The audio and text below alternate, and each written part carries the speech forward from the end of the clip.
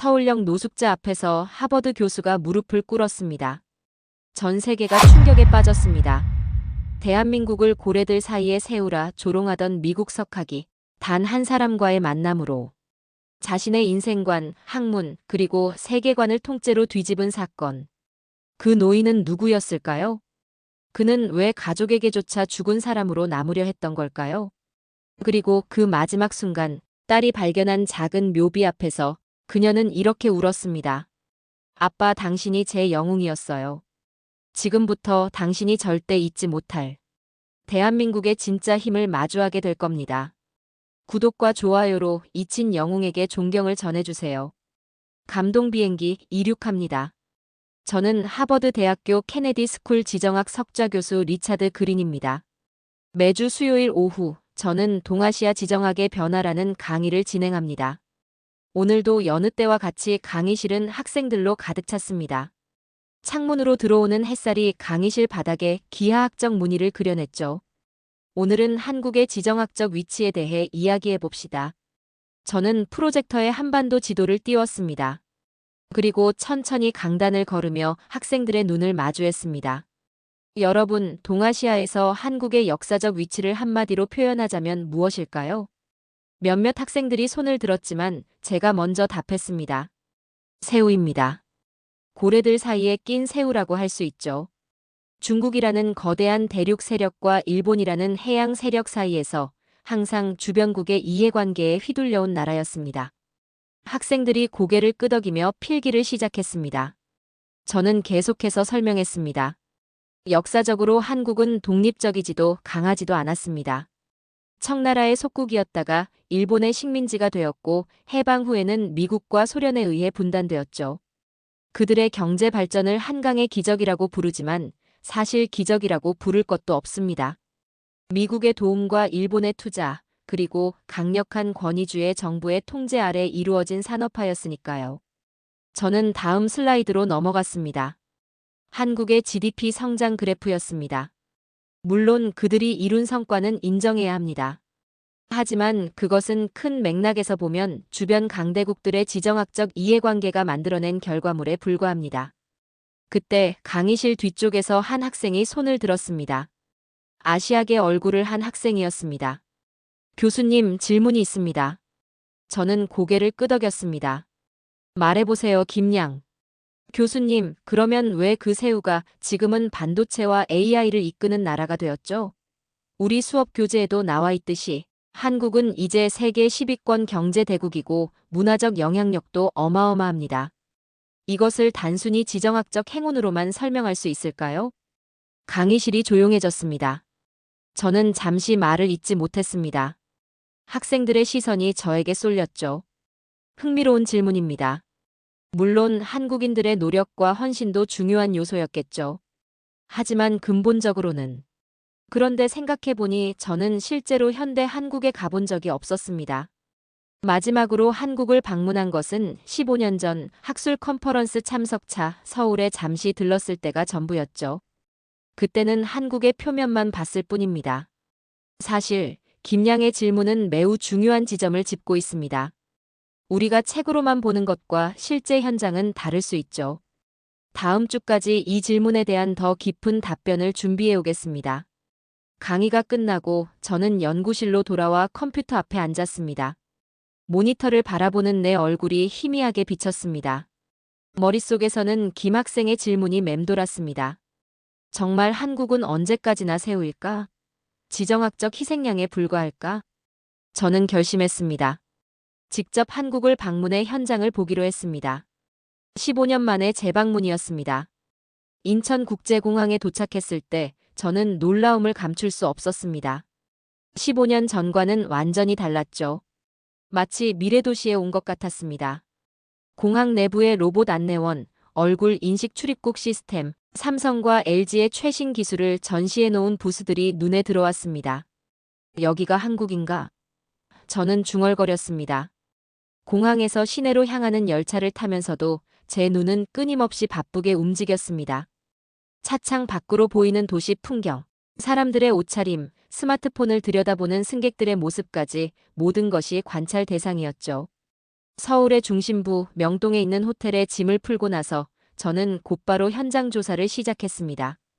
첫 번째 목적지는 서울역이었습니다. 도시의 관문이자 다양한 계층의 사람들이 모이는 곳이니까요. 서울역 광장은 활기찼습니다. 관광객, 출퇴근 인파, 노점 상인들로 북적였죠. 그러나 저는 그 화려한 풍경의 이면에 관심이 있었습니다. 역 주변을 천천히 걸으며 골목길로 들어섰습니다. 그곳에서 저는 또 다른 서울을 만났습니다. 역 뒤편 그늘진 곳에 몇몇 노숙인들이 있었습니다. 대부분 중년 이상의 남성들이었죠. 그들은 세계적인 대도시 서울에서 빛이 닿지 않는 그림자 같은 존재였습니다. 특히 제 눈에 띈 한 노인이 있었습니다. 다른 노숙인들과는 달리 깔끔하게 정리된 모습이었습니다. 머리카락은 휘었지만 단정했고 옷은 낡았으나 깨끗했습니다. 무엇보다 그의 눈빛이 달랐습니다. 공허하지 않고 깊이가 있었죠. 저는 한국어를 서툴게 구사하며 그에게 다가갔습니다. 안녕하세요. 혹시 잠시 이야기 나눌 수 있을까요? 노인은 저를 바라보았습니다. 외국인인 제가 말을 걸었다는 사실에 놀란 기색도 없었습니다. 그저 조용히 고개를 끄덕였을 뿐이죠. 저는 그의 옆에 앉았습니다. 전 세계 학생들을 가르치는 하버드 교수가 서울역의 노숙인 옆에 앉아있는 모습이 어떤지 상상이 갔습니다만 제 관심은 오직 그의 이야기에 있었습니다. 여기서 오래 계셨나요? 저는 조심스럽게 물었습니다. 노인은 잠시 생각하더니 대답했습니다. 시간은 중요하지 않습니다. 나는 이 도시의 기억입니다. 그의 말투는 교양 있고 정제되어 있었습니다. 단순한 노숙인이 아니라는 것을 직감적으로 알 수 있었죠. 무슨 뜻이신지. 제가 말을 이으려는데 노인이 먼저 입을 열었습니다. 당신은 외국에서 왔군요. 무엇을 알고 싶으신가요? 저는 솔직하게 말했습니다. 저는 한국이라는 나라가 어떻게 이렇게 빠르게 성장할 수 있었는지 알고 싶습니다. 그리고 그 과정에서 희생된 것은 무엇인지도요. 노인의 눈빛이 흔들렸습니다. 그의 주름진 얼굴에 잠시 감정이 스쳐 지나갔지만 곧 다시 차분해졌습니다. 그렇다면 제 이야기를 들어보시겠습니까? 노인이 물었습니다. 저는 고개를 끄덕였습니다. 그때는 몰랐습니다.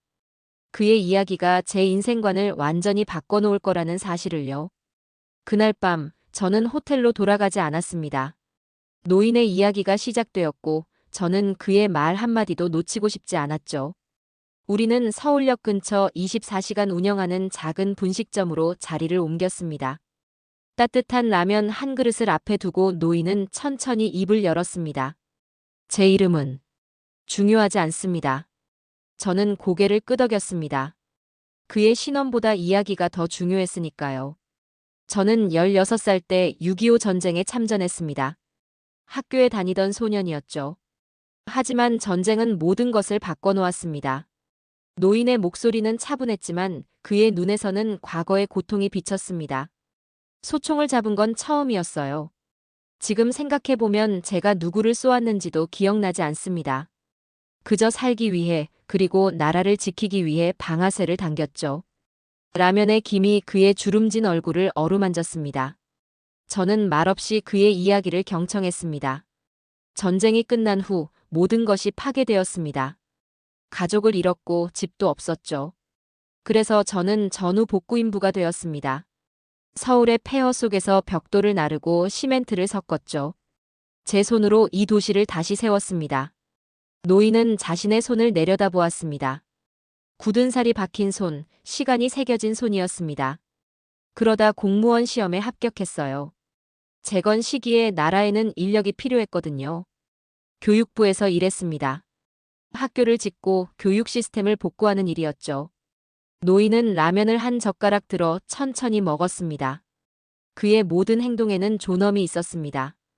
30년 넘게 공직에 있었습니다. 정년퇴직 후에는 서울대 앞에서 떡볶이 장사를 했죠. 학생들이 많이 찾아왔습니다. 저는 그들에게 항상 공부 열심히 하라고 말했어요. 공부가 이 나라를 구할 거라고요. 저는 경악했습니다. 지금 이 노숙인 노인이 전쟁 참전 용사이자 복구인부, 장기 근속 공무원, 그리고 소상공인이었다니요. 그런 분이 왜 지금 여기서 노숙을? 제 질문은 반쯤 나오다 멈췄습니다. 노인은 쓸쓸하게 웃었습니다. 인생에는 선택이라는 것이 있습니다. 제가 여기 있는 것도 제 선택입니다.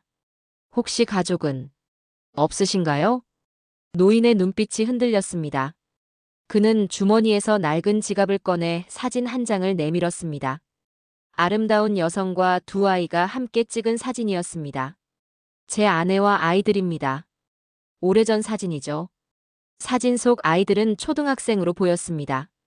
소년과 소녀, 둘 다 해맑게 웃고 있었습니다. 지금은 어떻게 지내세요? 제가 조심스럽게 물었습니다. 노인의 대답은 저를 더 큰 충격으로 몰아넣었습니다. 그건 다음 이야기가 되겠군요. 다음 날 아침, 우리는 다시 만났습니다. 이번에는 청계천 근처 벤치에 앉았죠. 아침 햇살이 물결 위에 반짝이는 모습이 아름다웠습니다. 노인은 어제보다 더 편안해 보였습니다. 마치 오랜 시간 품어온 이야기를 나눌 준비가 된 것 같았죠. 제 아이들은 둘 다 훌륭하게 자랐습니다. 노인의 얼굴에 잠시 미소가 번졌습니다. 그것은 아버지의 자부심이었습니다. 아들은 MIT에서 전자공학 박사과정을 마쳤습니다. 지금은 대기업 반도체 개발팀장이죠. 미국에서 살고 있습니다. 딸은 서울대 국제관계학과를 나와 외교관이 되었습니다. 지금은 UN 평화협상 특별대표입니다. 뉴욕에서 일하고 있죠. 저는 놀라움을 감출 수 없었습니다. 하버드 교수인 제가 만난 서울역 노숙인의 자녀들은 세계적인 인재들이었습니다. 정말 대단합니다. 그런데 왜? 노인은 제 질문을 예상했다는 듯이 말을 이었습니다.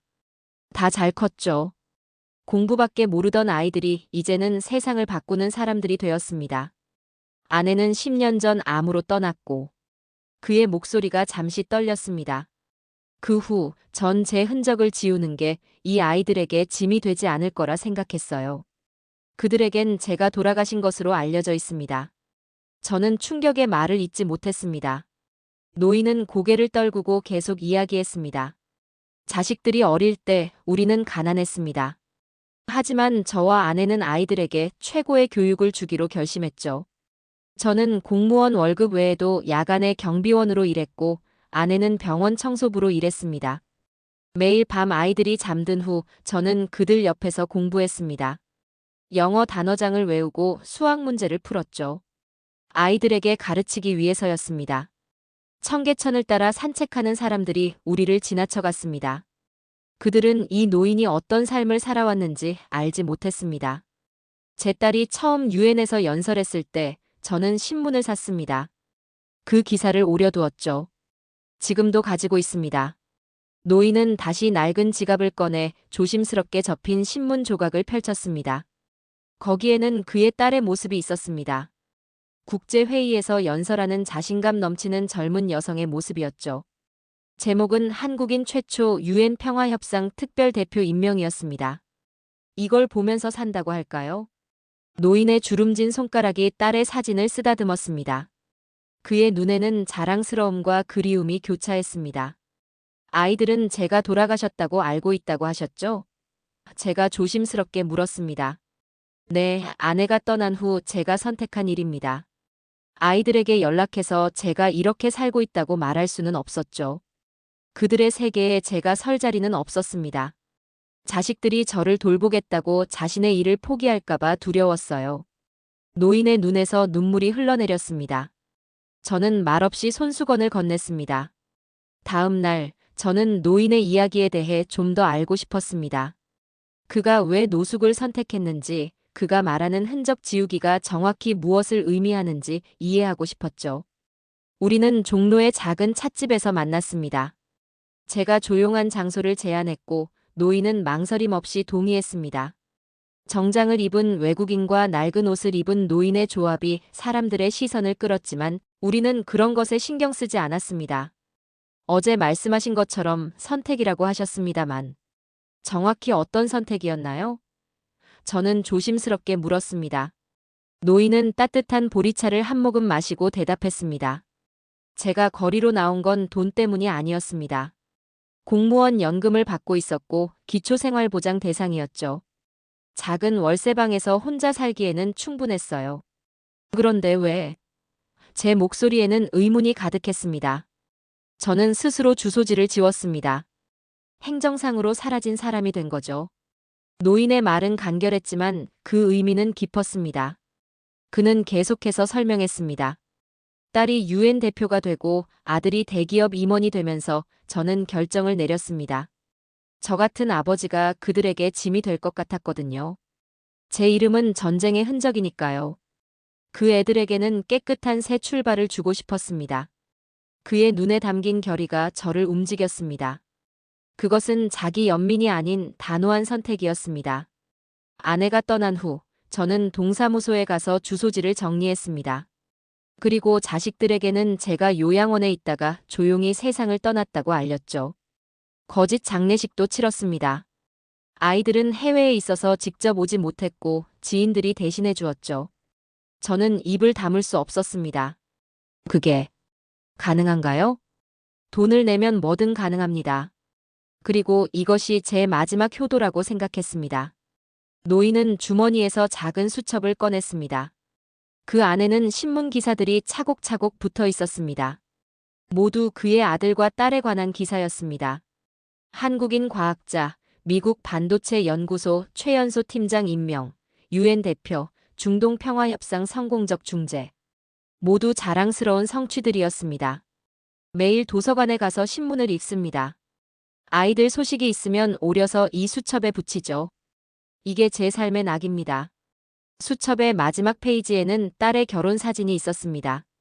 아름다운 웨딩드레스를 입은 딸과 신랑의 모습이었죠. 노인의 손가락이 사진 위를 쓰다듬었습니다. 결혼식에도 가지 못했습니다.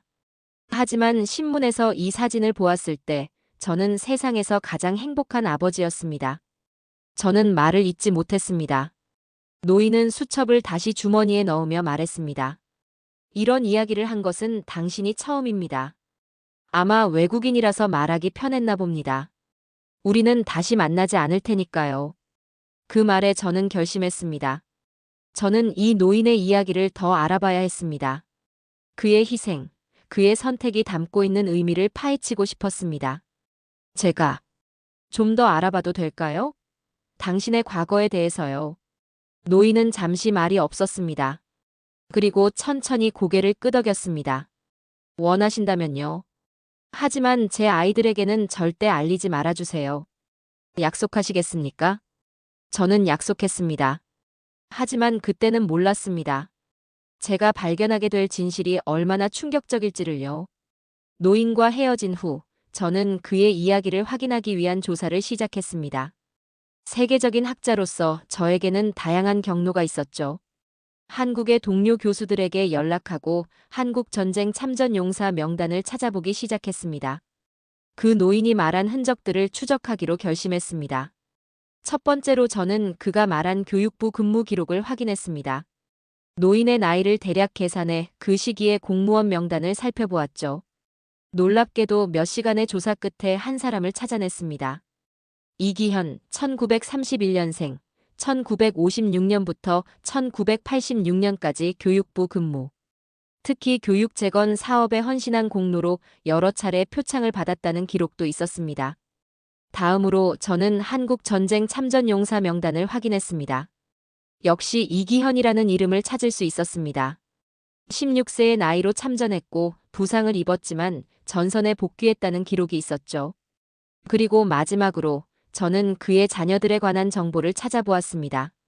대표적인 검색 엔진에 이름을 입력했더니 곧바로 결과가 나왔습니다. 이민우, MIT 공학 박사, 현재 세계적인 반도체 기업의 연구개발 책임자. 그리고 이지연, 서울대 국제관계학과 출신, 현 유엔 평화특사. 두 사람 모두 한국계 미국인으로 세계적으로 인정받는 전문가들이었습니다. 이제 마지막 퍼즐 조각을 찾아야 했습니다. 그가 왜 갑자기 모든 흔적을 지우고 노숙인이 되었는지 진짜 이유를요. 저는 한국의 경제 위기에 관한 자료들을 살펴보았습니다. 그리고 마침내 충격적인 사실을 발견했습니다. 1997년 IMF 외환위기 당시 이기현이라는 이름의 퇴직. 공무원이 모든 재산과 연금을 장학재단에 기부했다는 신문기사를 찾아냈습니다. 당시 그는 인터뷰에서 이렇게 말했다고 합니다. 이 나라의 미래는 젊은이들에게 달려 있습니다. 위기를 극복하려면 교육이 최우선이 되어야 합니다. 그 후 그에 관한 기록은 사라졌습니다. 공식적으로는 2005년 사망한 것으로 등록되어 있었습니다. 하지만 유족으로 등록된 사람은 아무도 없었죠. 더 충격적인 사실은 그가 보훈 대상에서 누락되어 있다는 점이었습니다. 행정상 오류로 인해 그의 참전 기록이 제대로 인정받지 못했던 것입니다. 무려 30년 가까이 그는 잊혀져 있었습니다. 조사를 마친 후 저는 서울역으로 돌아갔습니다. 노인을 다시 만나기 위해서였죠. 하지만 그곳에는 이미 그의 모습이 보이지 않았습니다. 주변 노숙인들에게 물어보았지만 아무도 그의 행방을 알지 못했습니다. 그 할아버지요? 글쎄요, 며칠 전부터 안 보이던데. 제 가슴은 무겁게 가라앉았습니다. 미처 인사도 제대로 나누지 못한 채 그와 이별하게 된 것이 너무나 아쉬웠습니다. 그리고 무엇보다 그의 진짜 이야기를 들려주고 싶었습니다. 그가 얼마나 위대한 사람인지를요. 그날 밤 호텔방에 앉아 저는 생각에 잠겼습니다. 눈앞에는 제가 조사한 이기현의 모든 자료가 펼쳐져 있었습니다. 전쟁 영웅, 국가 재건의 주역, 헌신적인 아버지, 그리고 마지막 선택으로 모든 것을 포기한 사람. 그가 바로 제가 오랫동안 무시해왔던 한국의 진정한 모습이었습니다. 저는 제 논문들, 제 강의 자료들을 다시 읽어보았습니다. 그리고 부끄러움을 느꼈습니다. 저는 얼마나 피상적으로, 얼마나 오만하게 한국을 바라보았던가요? 고래들 사이에 새우라니 얼마나 무례한 비유였습니까? 다음 날 아침, 저는 미국으로 돌아가는 비행기를 탔습니다. 제 가슴에는 이기현이라는 한 노인의 이야기가 깊이 새겨져 있었습니다. 그리고 제가 전해야 할 메시지도요. 보스턴에 도착한 후 저는 곧바로 하버드로 향했습니다. 제 강의가 있는 날이었습니다. 하지만 이번 강의는 달랐습니다. 저는 완전히 새로운 시각을 가지고 있었으니까요. 강의실에 들어서자 학생들이 모여 있었습니다. 그 중에는 질문을 던졌던 김양의 모습도 보였습니다. 강단에 선 저는 잠시 침묵했습니다. 그리고 깊은 숨을 내쉬었습니다. 지난번 강의에서 내가 한국을 세우라고 말했었지요. 학생들은 고개를 끄덕였습니다. 제 평소 강의 스타일을 잘 알고 있었기 때문이죠. 그런데 그건 잘못된 비유였습니다. 강의실에 미묘한 긴장감이 감돌았습니다. 리차드 그린 교수가 자신의 이론을 정정하는 경우는 매우 드물었으니까요. 지난주 저는 한국을 방문했습니다. 그리고 그곳에서 한 노인을 만났죠. 저는 프로젝터를 켰습니다. 스크린에는 제가 서울역 근처에서 몰래 찍은 노인의 사진이 떴습니다. 물론 그의 허락을 받지 않은 사진이었기에 뒷모습만 담긴 것이었습니다. 하지만 그 모습만으로도 충분했습니다. 낡은 옷을 입고 허리를 곧게 편 채 걸어가는 노인의 모습이었으니까요. 이분은 이기현 씨라는 분입니다. 한국 전쟁 참전 용사이자 전후 복구의 주역이었고 30년간 교육부 공무원으로 일했던 분이죠. 그리고 현재 서울역에서 노숙하고 계십니다. 학생들의 눈이 커졌습니다. 특히 김양은 놀란 표정을 감추지 못했습니다. 왜 그런 분이 노숙을 하고 계신지 궁금하시죠? 저는 다음 슬라이드로 넘어갔습니다. 노인의 아들과 딸의 공개된 사진들, 그들의 업적을 다룬 기사들이 화면에 나타났습니다. 이분의 아들은 MIT 출신의 세계적인 반도체 연구자이고 딸은 UN 평화특사입니다. 두 사람 모두 세계를 더 나은 곳으로 만들기 위해 일하고 있죠. 제 목소리는 흔들렸습니다. 노인의 이야기를 전하면서 제 가슴은 뜨거워졌습니다. 이기현 씨는 IMF 외환위기 당시 자신의 모든 재산을 장학재단에 기부했습니다. 그리고 자식들에게 짐이 되지 않기 위해 스스로 사라지는 길을 택했죠. 자녀들에게는 돌아가신 것으로 알려져 있습니다. 강의실은 완전한 침묵에 빠졌습니다. 모든 학생들의 시선이 저에게 고정되어 있었습니다. 그는 보훈 대상에서 누락되어 있었습니다. 국가를 위해 피를 흘렸지만 행정상 오류로 인해 그의 희생은 인정받지 못했죠.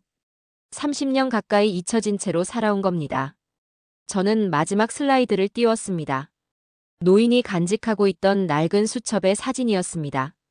자녀들의 신문 기사가 차곡차곡 붙어 있는 그 수첩. 내가 한국을 세우라고 표현한 것은 큰 실수였습니다. 한국은 제 목소리가 흔들렸습니다. 감정이 북받쳐 올랐습니다. 한국은 바다 밑에서 살아남기 위해 자신의 뼈를 부숴 배를 만들고 고래를 뛰어넘은 민족입니다. 강의실은 침묵에 빠졌습니다. 그리고 갑자기 한 학생이 일어나 박수를 치기 시작했습니다. 이어서 또 다른 학생, 그리고 모든 학생들이 일어나 박수를 쳤습니다. 김양의 눈에는 눈물이 고여 있었습니다. 그날 이후 제 강의는 완전히 달라졌습니다. 저는 더 이상 거대한 이론과 추상적인 개념만을 가르치지 않았습니다. 개인의 이야기, 그들의 희생과 선택이 어떻게 역사를 만들어가는지 이야기했습니다. 그리고 항상 이기현 씨의 이야기로 시작했죠. 귀국한 지 6개월 후, 저는 다시 한국을 찾았습니다. 이번에는 학술 회의가 아닌 개인적인 이유였습니다. 이기현 씨의 흔적을 더 찾고 싶었습니다. 그의 이야기는 제 인생을 바꿨고 제 강의를 변화시켰으며 심지어 제 책의 주제가 되었습니다. 고래를 뛰어넘은 민족 마이너스 한국의 희생과 성장이라는 제목의 책이었죠. 서울에 도착한 저는 먼저 서울역을 찾았습니다. 노인의 행방을 수소문했지만 아무도 그를 보지 못했다고 했습니다. 한 노숙인은 이렇게 말했습니다. 그 할아버지요? 몇 달 전에 병원으로 실려갔다고 들었어요. 그 후로는 못 봤습니다. 가슴이 무거워진 저는 병원들을 수소문했습니다. 마침내 시립병원에서 이기현이라는 이름의 노인이 몇 달 전 입원했다가 돌아가셨다는 기록을 찾았습니다. 무연고자로 처리되어 있었습니다. 간호사는 이렇게 말했습니다. 돌아가시기 전 그분은 계속 두 사람의 이름을 부르셨어요. 민우와 지연이라는 이름이었죠. 제 눈에 눈물이 고였습니다.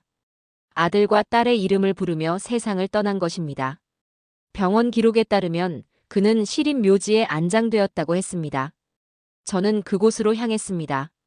가을비가 내리는 쓸쓸한 날이었습니다. 무연고자 구역에는 비슷한 형태의 작은 비석들이 줄지어 서 있었습니다. 번호와 이름만 적힌 소박한 비석들이었죠. 그중 하나가 이기현 씨의 것이었습니다. 하지만 놀랍게도 그 비석은 다른 것들과 달랐습니다. 새로 만들어진 듯했고 이름 아래에는 작은 문구가 새겨져 있었습니다. 대한민국은 당신을 기억합니다. 그리고 비석 앞에는 생화가 놓여 있었습니다. 누군가 정기적으로 찾아오는 흔적이 있었죠. 꽃 옆에는 명함 한 장이 놓여 있었습니다. 비가 내려 글자가 번졌지만 저는 읽을 수 있었습니다. UN 평화특사 이지연 드림 아빠, 당신이 제 영웅이에요. 가슴이 철렁했습니다. 그의 딸이 아버지의 죽음을 알게 된 것입니다. 어떻게 알게 되었을까요? 묘지 관리인을 찾아가 물었습니다. 아, 그 무덤 말이죠? 몇 달 전에 외국에서 온 여성분이 찾아왔어요. 무연고자 명단을 확인하더니 한 분의 정보를 보고 충격을 받은 것 같았습니다. 그 후 그분이 새 비석을 세우고 꽃을 가져다 놓기 시작했죠. 저는 이지연 씨에게 연락을 시도했습니다.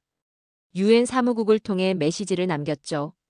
며칠 후 그녀로부터 답장이 왔습니다. 그린 교수님, 제가 아버지의 존재를 알게 된 것은 실은 교수님 덕분입니다. 교수님의 하버드 강의 영상이 인터넷에 올라왔고 제 동료가 우연히 그것을 보게 되었습니다. 그리고 저에게 알려주었죠.